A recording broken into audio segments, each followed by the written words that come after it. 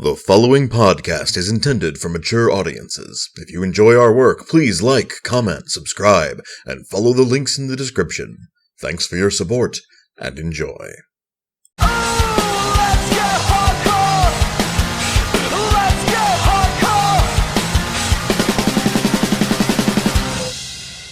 Greetings and salutations, listener. It is I, Erick J. Chucky, joined as always by my fellow cop of pants, the boy. Hey. This is the Two Nerds Podcast, and for whatever reason, we were talking about Backlash. The reason is Backlash was on. Oh, yeah? Thanks for bringing us up to speed. No problem. So Probably have fucking Googled this shit beforehand. Normally we have the card up, but neither of us did that because... Oh, look. All right, listener, I'm going to be 100,000% honest with you. We didn't give a fuck about Backlash. Neither of us watched SmackDown, really, and neither of us really cared about the card, and I think we both walked away with a similar impression of the show, but I'm not going to spoil it. I think, let's talk about the show. It happened. Yup, that's the impression. Good job, everybody. It's a show. It was the wrestling program. I feel like I watched a SmackDown with like a really good last two matches. Well, a really good last match, actually. Yeah, we watched a SmackDown that's as long as your average Raw. And boy, howdy, you could feel it. Which is such a stark contrast from last year's Backlash. Last year's Backlash was so good. What was Backlash last year? I don't even remember. I don't either. I just remember it being good. Let's look it up. Backlash 2016. It's Googling things with the Two Nerds. Googling things with the Two Nerds podcast. Last year, that is the year of our Lord Cthulhu 2016, Becky Lynch beat Alexa Bliss, Carmella, Naomi, Natalya, and Nikki Bella for the Women's Championship. The Usos beat the Hype Bros. The Miz beat Dolph Ziggler in match 5 of their 400 match series. Bray Wyatt beat Randy Orton by forfeit in a singles match. In 24 seconds. Yeah, that was... yeah. When he beat him up. But then Kane showed up and beat Bray Wyatt for some reason. I guess because Kane needs to get over. Remind me what he's doing with that push? It's because Bray Wyatt was slated to lose. Remind me what Kane's doing with that push? Bray Wyatt was slated to lose. Right. Heath Slater and Rhino beat the Usos for the championships. And then AJ versus Dean was a good match, if memory serves. It was mostly a good pay-per-view. It was just, fun, I think. I think this was the one with AJ Styles' ass. I couldn't possibly tell you. I don't remember this pay-per-view very much, but I don't have bad memories of it either, so that bodes well. But let's talk about the one that happened this year that we watched instead. Yeah, well, listener, when we started this podcast, you may recall from the awful, terrible podcast that was the Let's Listen to Our First podcast. When we started this, I expected a certain amount of professionalism, and over the years, between the boy and my own disinterest, I have lost a lot of that professionalism. And I think, every time I do it, I say I'm going to stop. But then that next podcast comes up, and I'm like, good God, we sure do have 30 minutes to fill.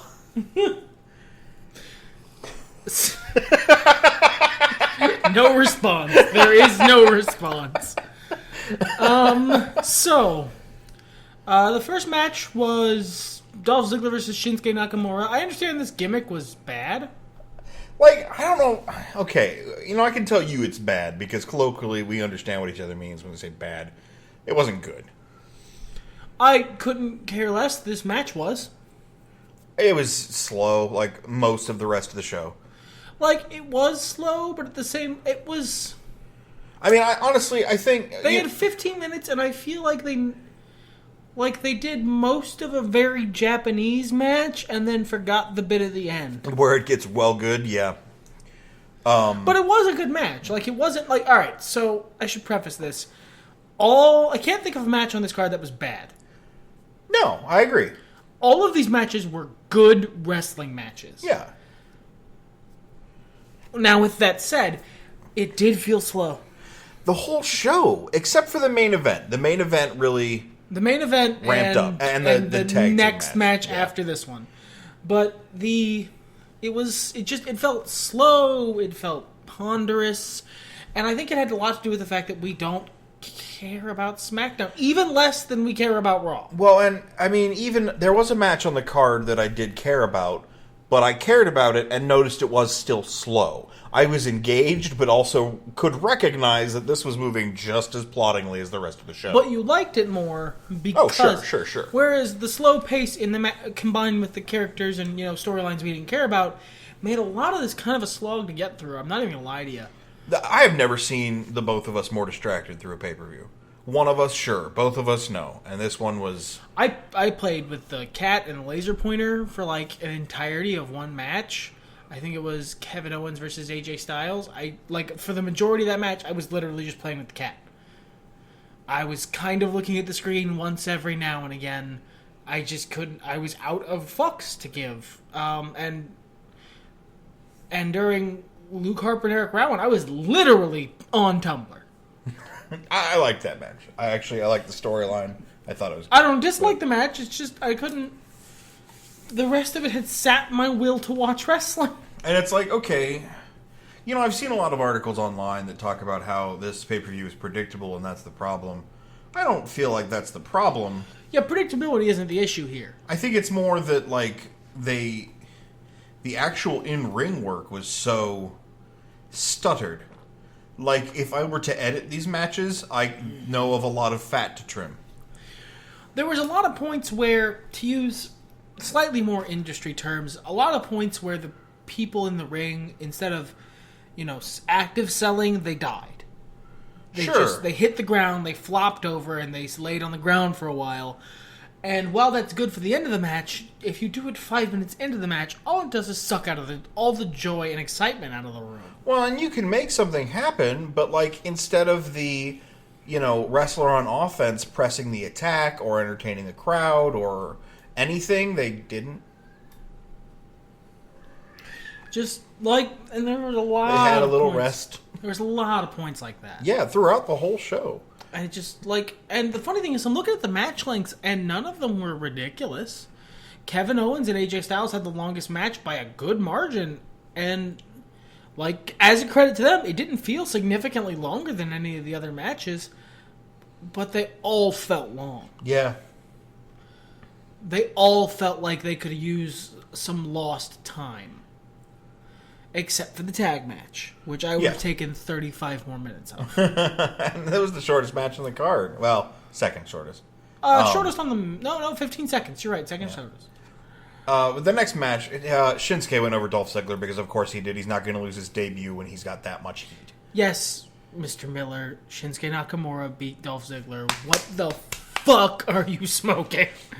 Next contest was, they're calling them Breezango on the website, but they're the Fashion Police, on the wiki, that is to say. They're the Fashion Police. Yeah. They're definitely the Fashion Police. These guys, I don't know when they stepped up their game, but day one is H. Oh my god. And then our day one will be H. Freeze me! That was the best. That was better than most of the video and I love the video packages. You've heard that opinion, listener. That was better than most of the video packages they do. Because they just did... That was just a promo that happened on a SmackDown. Mm-hmm. Day one is H. What does that even mean? I don't think anybody knows. Oh, God. And, it's... Alright, so I said this during the show, and I'm going to say it again. Tyler Breeze and Fandango during their video package, and Tyler Breeze especially during the show, fucking committed to being silly. That's what I wanted the House of Horrors match to be. If you're gonna be silly, go all the way. Commit to the bit. And by fuck, the Fashion Police commit. And I love that. And it was good. I mean, as you pointed out, and we all heard, but as you pointed out, the Usos got Roman Reigns heat for breaking a fucking mop. That's awesome. That's what you want. The audience was mad that Jimmy and or Jey Uso... legitimately upset that an Uso broke a mop over his knee. And it was so perfect because before they did it, I was chanting, break the mop. Because I knew it. I knew if he broke the mop, the audience would revolt, and they did. I mean, this match was paint by numbers of how a match can be absolutely predictable, although I didn't see Grandma coming. Absolutely predictable, but still really entertaining. Absolutely predictable, completely fucking clown shoes, and the best match of the night, hands down. Yeah, it was the most fun I had. I mean, like the main event was good. There are some good things to say about the main event, and I'm not going to sell it short, but best match of the night goes to the fucking Fashion Police. And special shout out to the Usos for not grimacing and calling it bullshit. No, they were also clearly laughing their asses off at these antics, and that actually really helped to the bit. Fucking Tyler Breeze rolling back and forth slowly through the ring was just... I never wanted it to end. And it never did. Somewhere he's still rolling. And the actual action was good, too. I mean, they made a believable match on top of the stupid shit. This is the kind of stuff I loved out of the 90s. This is the kind of stuff I loved out of WCW that they just don't really do anymore. Yeah, they either take it too far, or they, like the House of Horrors match, are too scared. Yeah, they don't commit. Like, all right, when we say when we say like Attitude Era, we don't just mean, boy, howdy, we like titties and fart jokes. No, we loved the fucking commitment to the fact that wrestling is inherently ridiculous. And I think that's absolutely it. I've actually been searching for that information for a long time, and I think we've got it there quantified. It's the wrestlers were more committed to being goobers. That's why I love Stardust so much. As much as Cody Rhodes hated that gimmick toward the end, he committed to Stardust. He was Stardust. He took this stupid fucking thing he was doing and ran with it. He showed up to press junkets in character. Oh, God, yeah. And, he was committed, and that's why the fucking Final Deletion is hilarious. Yes. I don't even give a fuck about TNA. That's why Broken Matt Hardy soared into the stratosphere. It's why Chikara's amazing. Wrestling's ridiculous. Just accept it. Everything doesn't always have to be comedy, but you can't just stop trying to pretend you're the MMA. Yeah, I think that's good advice. I mean, because we had plenty of dirt serious matches in the Attitude Era. So many. It's not like it was always crucifying Stephanie McMahon trying to wed her, But at the same time, even the fucking blood feuds had the era had an aura of pomp and circumstance. Yeah. That's so utterly lacking in so much today. So thank you, Tyler Breeze and Fandango, for doing this, and Jimmy and Jey Uso for being sports. I really like their heel gimmick, by the way. Oh God, they're so much better. I think they're fantastic. I've said this a bunch, I think, but yeah, I'm actually a really big Usos fan now because they just they got good on the microphone, and all that changed was the office let them be heels. It's perfect. I mean, they're great. Whatever. Our next match was Baron Corbin and Sami Zayn. This wasn't predictable because I totally thought that Baron Corbin was going to go I thought over. Sami Zayn was getting served up like lunch. Oh, yeah. Sami Zayn won. Sami Zayn won a pay-per-view match. Sami Zayn won a match. Well, Sami Zayn won a pay-per-view match in which he was 4 feet and a half, 100 pounds soaking wet against the giant monolith, the 10-foot tall, 7,000-pound Baron Corbin who shoots eye lasers. I mean, that's how Vince sees it, you're right. And how the commentators were talking about it. I think I left the room during that because I was like, I don't even need to fucking be here. This is the dumbest shit. And Sami Zayn, and that's the funny thing is Sami Zayn is a legit competitor. Yes. And but he was being sold like he was Rey Mysterio sized, and he's fucking not. Yeah. And Baron Corbin was being sold like he was the end of the world. And the dude's tall. If he was standing next to me, I'd be like, well, you're fucking big. But you're fucking big, you are. But he's not that much bigger than Sami. But at the same time, I mean, he won. He won. He's got 7 inches on him, but it's not like convincingly. I don't think it wasn't a roll up or anything. He won with a haluva kick. He won. It's not like Baron Corbin's got all that muscle mass on him. He's a slim guy. He's not ridiculous looking. Baron Corbin, I actually think you're really good talent. You've had some amazing matches. You could have used a win here, because I understand he's not doing great week to week. But I'm sorry, Sami needed it more. Yeah, Sami needed it more, and I think Baron Corbin has had enough big wins that, like, unless you guys are fully, like, snorting the fairy dust through a little Coke straw. Like, you you know. understand that he's a legit competitor. My brain was going to go somewhere specifically with this match. Oh, the announcers kept talking about how Sami Zayn, his major offense is high flying. It's not, though. And it's not. Fast? He does fast, technical, and striking. Yeah. Not everyone who's under 6'11" does fucking moonsaults, bruh. I mean, he's talented, he's athletic, you know, don't get me wrong. I'm sure he can do a good moonsault. Sure, but, like, he's not fucking Rey Mysterio. He's not even Jeff Hardy. He's not any of that shit. It's just, look, I'm sure they had Vincent in their fucking ears screaming at them, talk about how high-flying he is. Make him sound like he's really tiny and Baron Corbin could eat him up.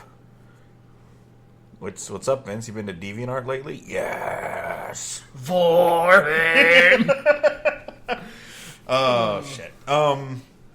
The fucking commentary all night. I mean, look, you don't like Todd Singleton or whatever his name is. I genuinely don't know his name. Damn it, I remembered it. It's like, not... Jefferson Jeffries. Move on. No one gives a shit. I had it remembered so I could give him shit, and Todd Singleton blew it out. The next match was a waste of card. The Welcoming Committee's a dumb name. It is. It's a dumb... I get it, like... You know, John Cena, I'm the welcoming committee around here. You want to do something, you come through me. It's, I get it, but at the same time, no, it just makes you sound like the Job Squad. Well, and the second thing is the welcoming committee consists of one person who arrived in the Superstar Shakeup. I mean, they were all... Tamina was a Raw wrestler. Oh, that's true. And the people they were fighting are mostly people who are who are SmackDown superstars before the Superstar Shakeup. Well, I think it was they started antagonizing Charlotte, and then like Naomi and Becky were like, "Yeah, we'll fight with you," and they were like, "Becky, no, be the welcoming committee," and she's like, "Nah, man, I'm gonna fucking great mohawk." I'm fucking cool and shit. Becky Lynch still like second coolest female wrestler in SmackDown. Coolest is Naomi. Yeah. Now that Alexa Bliss is gone. Yep. Becky Lynch, solid number 2. But, like, Becky Lynch's look is amazing. Naomi's entrance is the kind of hot fire that makes merch move. I don't know if I could, I don't know. I don't believe Charlotte Flair is a face. I don't feel like just being moved in the Superstar Shakeup is enough. I never believed Ric Flair is a face. The Flairs aren't good faces. Ric Flair is a face once he got old enough that... Well, yeah, that's like old man it's like, powers. oh, no, you're beating up an old man. Don't. I want the old man to beat you up. You're a meanie head. But, like, Charlotte Flair's young and vital and a Flair.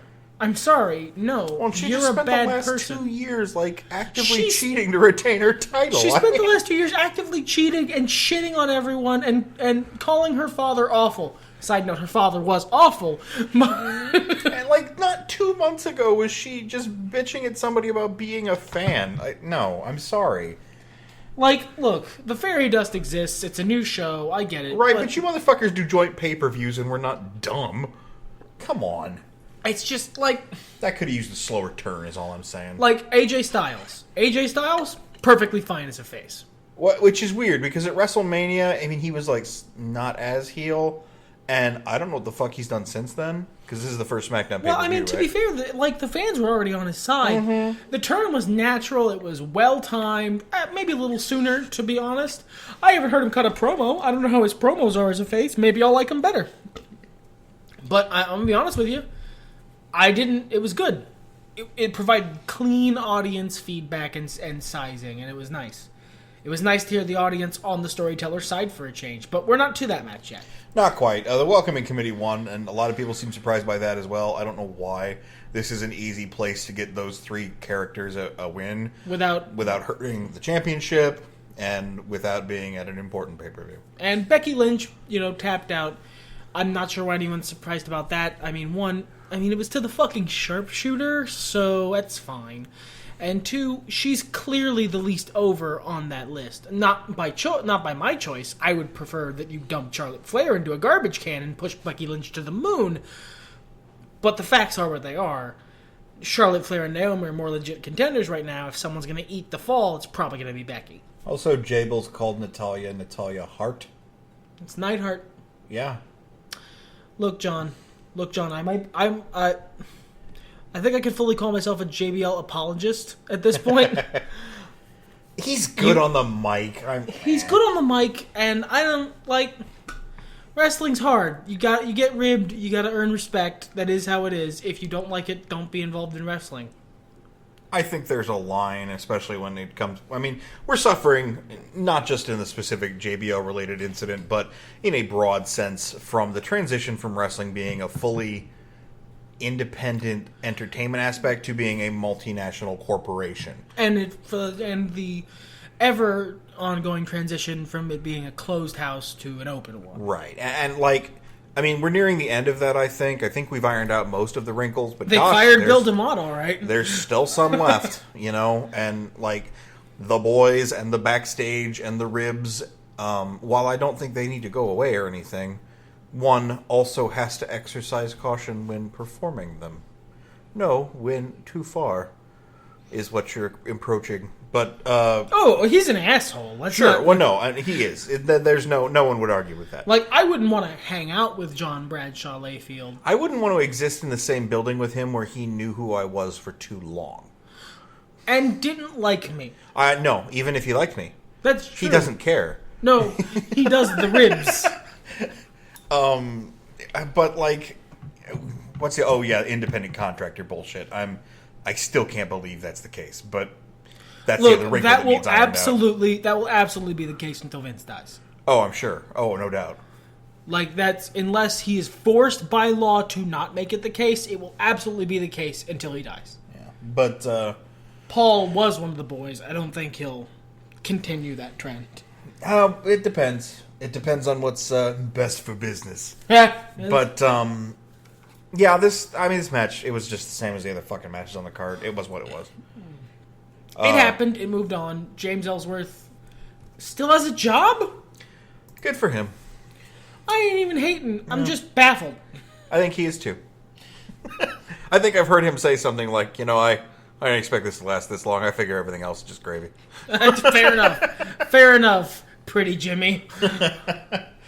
Next match was Kevin Owens and AJ Styles. It was okay, and again, it was super predictable, but not in a bad way. I figure the ways they could have saved Kevin Owens from losing while still making AJ look strong, him being tied up by cords at ringside and not able to get in the count out for the 10 count, that was pretty good. That's a good way to protect AJ, keep the title on Kevin Owens, and move on from this pay-per-view, build the feud a little more. Solid work. The match was good. I wasn't paying a whole lot of attention. As I mentioned, I was playing with my cat, but... Yeah, it was. I think Kevin Owens is a little Kevin Owens is not a guy who does well by slowing down, and I think that's a lot of the problem I have with his cowardly heel gimmick, because he's so much better in the ring when he's moving, when he is an active, functioning part. Like, this guy can blow me away in the ring, and maybe that's because I know he can do it. Him not doing it is so much less impressive. But, and of course, AJ Styles, whether or not I personally enjoy his gimmick or person, he's amazing in the ring. Sure. He can put on amazing matches. And when you're doing just like spot rest, both of these guys are so diminished, Kevin Owens especially. And this pay-per-view had a lot of spot rest in all their matches. Move on? Yeah. Luke Harper versus Erick Rowan. I actually went over the couch and sat down and watched this one in full. I dug this. I didn't. I was on Tumblr. Yeah, no. I care about both these guys as athletes a lot. So do I, but this is the only one I think where predictability hampered it for me. I knew the end of this match. I knew the end of several of these matches, but it really I knew the end of several of these matches, but for whatever reason, in this particular instance, I just, like, knowing so much that I would have put money on Luke Harper winning. Oh, I actually knew. Like, I accidentally refreshed Twitter. Dummy. Yeah. I forgot we were half an hour ahead. But Luke Harper, knowing so much that I would have been willing to put money on it, just for some reason sucked the joy out for me. Yeah. I mean, it might have partially been that at that point, like, the show had ground me down to a certain extent, and I was just waiting for the main event, because the main event is the only match on the card where I didn't know the outcome. Oh, I felt very strongly about the outcome. I did too, but at the same time, no. Nah, I felt good about this. Let me finish my thoughts on Luke Harper versus Erick Rowan. We can move on to the main event. I think both of them did a great job. I think it was smart for Luke to win because it now finally lets him separate from the Wyatt family. Hopefully they keep him away. Hopefully they transition him into a different gimmick. I think he could do some decent work with Dean Ambrose, not just because they wear the same outfit, but I think they could be a good tag team. Like, I think they would have a really good meshing of styles, and it would take a guy who's on the rise, who hasn't really gotten a great shake, and a guy who's often perceived as lazy, and maybe do something with him. Although Dean's on Raw now, isn't he? I genuinely don't know where that perception comes from. He wrestles more matches than literally anyone else. There's a What Culture video about it. Usually you don't plug a better product on your own product, but they've been having ad troubles, and we haven't had ads since 2015. So go watch it. It makes a lot of sense, sadly. But, yeah, I guess Dean's on Raw now, so I suppose that wouldn't be happening. But regardless, I think Luke Harper, I hope they do something with him. I hope they make him at least an Intercontinental Championship level, United States, I guess, now. Again, because he was for a while. Yeah. And I hope they do something with him, because he's good on the stick. Honestly, I think he's good enough on the stick and in the ring to be main event talent. I think he is, too. Up until a month ago, I would have said I don't think they'd push him. But that brings us nicely into the main event. Look at you with that segue. Randall Keith Orton, the most boring face in history. Versus one of the more interesting heels of the last little while. Are you ready? Fucking Jinder Mahal. Jinder 3MB Mahal. Jinder Social Outcasts Mahal. Jinder, I haven't won a match since 2014 Mahal. is the number one contender going into this match for the WWE Championship, which, if my math is correct, chronologically is the championship that fucking Bruno Sammartino, Hulk fucking Hogan, Stone Cold Steve Austin, and The Rock have held. You are correct. And the person going for it now is Jinder Mahal. That's... I was a little surprised when I heard about it, but it quickly faded into, well, good. You know, because you know me, I love seeing the guys lower in the card who traditionally aren't pushed to the moon get a shot. It's not why I'm baffled by this. It's not that he was lower on the card. It's that he was a joke. Oh, sure. He was a Santino Marella level, Hornswoggle level fucking joke. And this isn't like him having a comedy run with the tag titles with Rhino. This is what happened with Heath Slater. He didn't find a good gimmick, a good, line in that he has kids and he needs this job. It's not. It's a legitimate main event level heel push that he's getting, and that's not the surprising part. The surprising part is that it's working.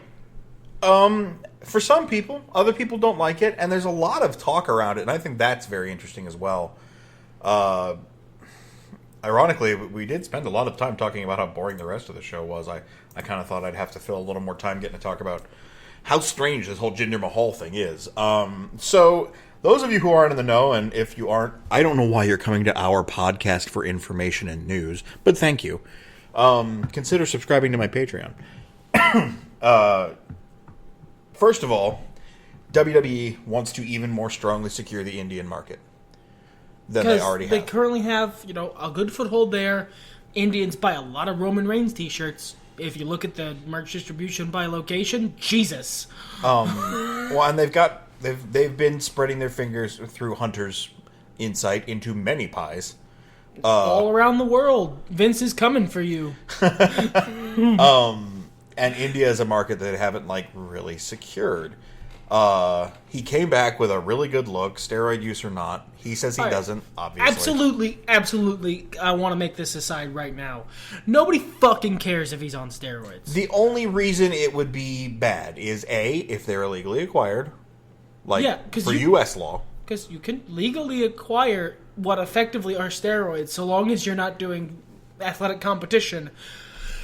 Here's a spoiler for all you sports fans: wrestling isn't that. I mean, it's athletic, but it's not competition, at least in the traditional sense. B, specifically the letter of the wellness policy says you're not allowed to do certain steroids. Right, and that's if he fails a wellness test, we'll talk then. But to date, he hasn't. And he's taken several, so he says. He is covered in acne, and he does have veins like a cartoon character. But at the same time, he's passed all his wellness tests, and he got beef. And Vince likes beef. And, I mean, it's a good fucking look. Yeah, other than the acne. It's a great look. And his mugging, his face is just so rubbery and expressive. It's very expressive and real easy to dislike. Yeah, he can, make himself look like a scary statue. And there's... Alright, so he sneers in a specific way, and they did a promo, a really lengthy promo. You can actually look at this. In the show, they did a really lengthy promo with him where he was doing, he was speaking English, and he did a little in Punjabi, and, it worked. It was good. He sold me on the modern-day Maharaja gimmick with that one promo. Holy shit. He was legit on the mic. He was legit in the ring. But anyway, during this promo, he keeps doing this facial tic kind of sneery, smirky thing, and it was so genuinely dislikable that I started to dislike him. It was such effective heel work that I was actually starting to get bought in. He was working me. Yeah. I genuinely started to dislike him because he was so good at making a face that made me want to hit him in it. And this is how the new meta goes, right? It's what you say about me and The Miz. I'm a special case because instead of tuning in to watch a guy lose, I just don't tune in. But I will absolutely tune in to watch Jinder Mahal get that smug look smashed off his face. Right. And so many wrestling fans are mad, and they're like, he's awful, he shouldn't be on the TV. This is X-Pac heat, so he shouldn't be there. And no such thing. No, not anymore, dude. It's a new dawn, it's a new day, it's a new life for heat. And no such fucking thing. Yeah, you're mad. And reaction's a reaction. You mad? Good. So long as you're still tuning in, I mean... So long as you watch the fucking show, be mad for whatever reason you want, fam-a-lam. I think it's great. It fucking worked. He was getting... he's the bad guy, and he was getting massive boos. The crowd were behind Randall Keith Orton, the most boring face in history. Like they were behind... I'm not going to say Daniel Bryan... But like a John Cena, they're in a real good mood about that day. Yeah. John Cena in a kid-friendly crowd. Although there were some Jinder Mahal chants, so... Like I said, John Cena, they're in a real good mood about that day. Good. It worked. I've heard two big criticisms laid against this gimmick, which I feel aren't entirely accurate. I would like to address them now, if you don't mind. One... You have the conch. It's just Muhammad Hassan again. No, it's not. It's how his gimmick started. It's not how it ended. The original gimmick was, you guys treat me like shit because you don't believe in my brownness. The original one was, language filtered aside, y'all are racist, and I don't like it. Right. But I'm going to be a dick about it because I don't care about who I offend in my climb to the top. And then it became also my writers are racist. And maybe me too, since I'm Italian. That's kind of a weird sell. Whereas they're not going to slap a terrorist gimmick on Jinder because I can't remember the last time India threatened the world. And also, because, it's never been the Muhammad Hassan gimmick. Jinder's gimmick was similar to how Muhammad Hassan's gimmick started, kind of. Well, and I love that that's the one they go to, I guess, because, again, Muhammad Hassan was Italian, purported to be brown. He was very tan. But good lord, it's also the Iron Sheik's gimmick. It's also Vladimir Kozlov's gimmick.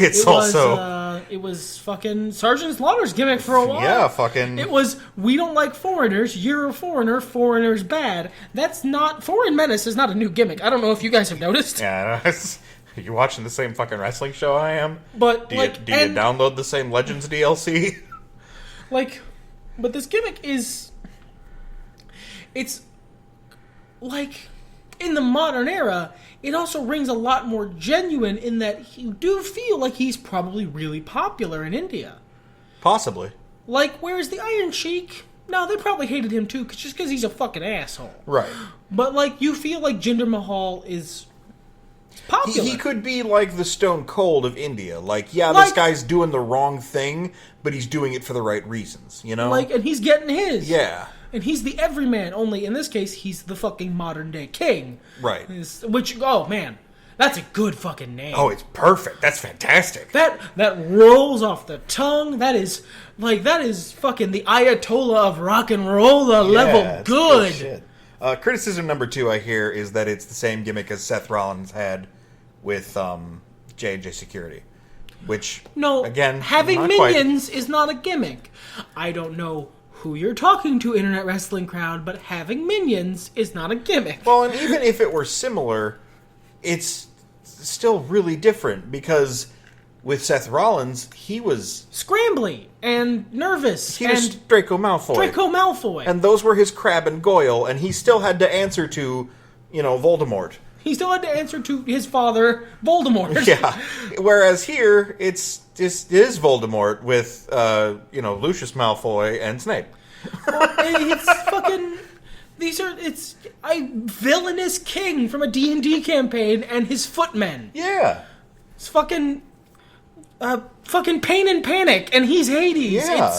He's the bad guy. He's not the bad guy's, put upon lackey who has even sadder lackeys. That was Seth Rollins' gimmick. Yeah. Whereas Triple H was the bad guy. Jinder Mahal is a man who stands on his own 2 feet on an expensive Persian rug. Yes, that was so good. In case it isn't clear by how much we've been putting the guy up, he won. He's the WWE champion. Jinder fucking Mahal, out of nowhere, is the WWE champion. And to be honest, I love it. Yeah, it's working. Boyd told me Saturday night, he's like, I don't know if you want to hear this, it's kind of spoilers, and I'm like, hit me. He says, Vegas odds that Jinder Mahal's going to win, and I'm like, oh yeah. No, yeah. That's happening. Because this is... Whereas for me, dude, it's Jinder Mahal. Yeah, but this is good. This is gold. Well, I hadn't seen shit of it. Sure. I knew it as a fact, but I hadn't seen anything. So my brain was all, dude, it's Jinder Mahal. It's the social outcast guy. No, it's not being Randy Orton. And then I saw it, and that was one of the most effective promos I've seen in at least a year. Yeah, and there's been more to it than that, too. I mean, he had a couple little missteps. I'm sure he was nervous, but whatever. I don't give a fuck. I don't care what his missteps were. I'm catching up now, and now he's good. Third thing I do want to mention before we close things off here. There's been a lot of pushback about Jinder as well, and I find this super interesting. Let's compare this to my Braun Strowman conversation. Because, he's just like Roman Reigns. How? How is he like Roman Reigns? Internet, I want you to explain to me, you, sir, if you're prepared, tell me what the internet says. In what way is he similar to Roman Reigns? That's my favorite part, because it's the most paper-thin argument I have ever heard that's just, you're just mad because it's not AJ, I guess, or you're just mad because it's not Kevin Owens, or whoever the hell you want it to be, because Jinder Mahal had plenty of time where he toured the Canadian Indies. He even wrestled Samoa Joe in the Canadian Indies. He came up from NXT and did really good there. He had a long period where he was completely buried. I don't know if you've noticed, but Jinder Mahal's been a joke since 2014. And he's paid his dues in that respect. 7 years, I want to say. 1 or 2 he took off. He was doing some wrestling in Japan, and now he's back after he got his new look. But really, he couldn't be more. Like, is it just because they're both brown? I think it's just the new triggered. I don't like this. This is Roman Reigns. It's scum now. Right, yeah. Oh, but like, okay, so this show was mostly a fucking snooze that didn't matter. But the two tag good match matches. was gold. That tag match, yes. Was And fried gold. And fucking Jinder Mahal. the main event, Fucking man. It was Jinder good. Mahal. Oh, also there was a spot where Randy Orton almost killed a man, Oh. and then Randy Orton couldn't not react to it. He was like, oh no. He turned around and was looking at his face like, uh-oh. I'm gonna get yelled at for that. Randy killed a guy, uh-oh. He like went over and checked to make sure the guy was okay. Gave JBL his hat back. Oh, there were some nice spots with JBL's hat and Randy Orton. It was a good match. Fucking ignore the rest of this card. You know, you heard our podcast already. Watch the Usos and Breezango, and then watch fucking Jinder Yeah, if Mahal. you come here to decide what you want to watch from a show, seriously, tag match, main event, rest of it, look that shit up on Wikipedia. If you really dig Luke Harper and Erick Rowan, that was pretty fun. But like, only if you really like them. But overall, this show is basically meh. But those two matches were real good. I don't know what that makes the overall grade of the show in terms of a letter grade, and I don't feel like giving it one. You? Omicron. Omicron. This was an Omicron show. Fair enough. Everything's better when nerds talk about it. Fuck it, let's get hardcore!